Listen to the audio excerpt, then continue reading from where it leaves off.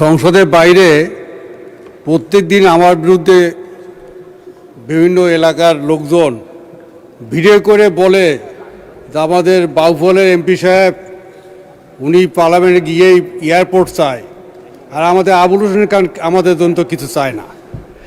তো আমি এতদিন কথা বলেই সুযোগ পাই নাই, আজকে হঠাৎ করে সুযোগ পেলাম, এজন্য আপনাকে ধন্যবাদ জানাচ্ছি।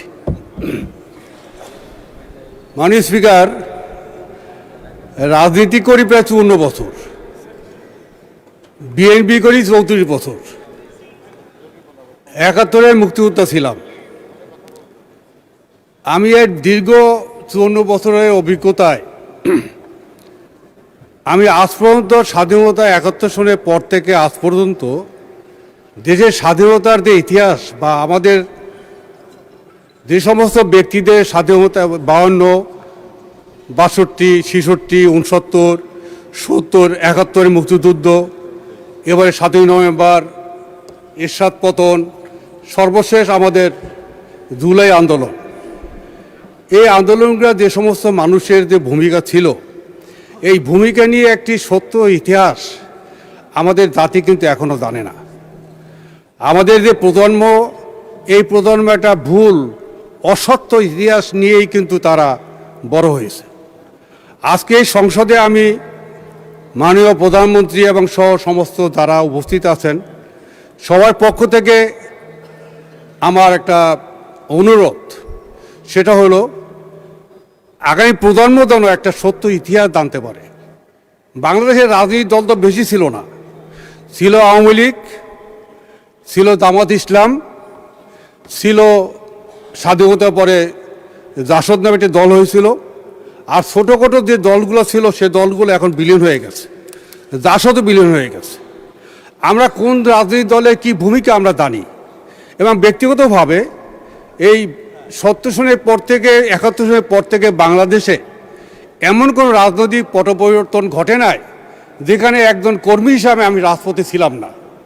সেই 73 সন থেকেই এই জেল খাটতে খাটতেই এই জুলাই আন্দোলনের এই সর্বশেষ তিনবার জেলে গিয়েছি। অনিলমের সময় আমাকে 7 বছর জেল দেওয়া হয়েছে।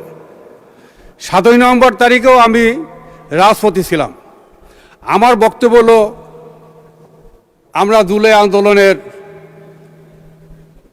সনদে বিএনপি স্বাক্ষর করেছে, ইতিমধ্যে বিলও পাশ হয়েছে। আমি ধন্যবাদ জানাচ্ছি যারা শহীদ হয়েছেন, তারা আহত হয়েছেন, তাদের জন্য সরকার সব ধরনের ব্যবস্থা করবে। কিন্তু 71 সনের মুক্তিযুদ্ধে কত লোক শহীদ হয়েছেন এই তালিকাটা আমাদের কাছে নাই। আমি অনুগ্রহ করে এই মুক্তিযোদ্ধা মন্ত্রীর কাছে আবেদন জানাচ্ছি, আমাদের দলের প্রধানমন্ত্রীর কাছে আবেদন জানাচ্ছি, অনুগ্রহ করে 71 সনের মুক্তিযুদ্ধে কত লোক শহীদ হয়েছেন অনুগ্রহ একটা তালিকা করেন। সেই 71 মুক্তিযুদ্ধের সময় কোন দলে কি ভূমিকা ছিল, এই ভূমিকাটু আমাদের জামাত ইসলামের যে আমির, উনি রাজশাহী মেডিকেল কলেজ ছাত্র ছিলেন, উনি তখন জামাত করতেন না। জামাতের যে কজন মুক্তিযোদ্ধা আছেন এরাও কিন্তু তখন কেউ জামাত করতেন না, তারা জামাতে পড়ে গেছেন। ধন্যবাদ মাননীয় সদস্য। আচ্ছা, 1 মিনিট বাড়ানো হলো। অনুরোধ জানাচ্ছি 5 মিনিট সময় দেন। 5 মিনিট, 1 মিনিট বলবো, বসে দেবো। তাই আমি অনুরোধ জানাচ্ছি, আমরা এখন বাংলাদেশের স্বাধীনতার 54 বছর পরে আজকে সংসদে এসে আমরা অন্তত আমাদের কি গুণগত কোনো পরিবর্তন আসবে না? আমাদের মানসিক যে একটা সমস্যা, একে অপরের দোষ চাপানোর যে একটা আমাদের টেন্ডেন্সি, এই একাধিক মুক্তিযুদ্ধে তখনকার মুক্তিযুদ্ধের রাজনৈতিক নেতৃত্ব দেশের স্বাধীনতার ঘোষণা দিতে সাহস পায় নাই, তার বিরুদ্ধে একটা রাষ্ট্রদ্রোহী মামলা হবে এই ধরনের ঘোষণা দেন নাই।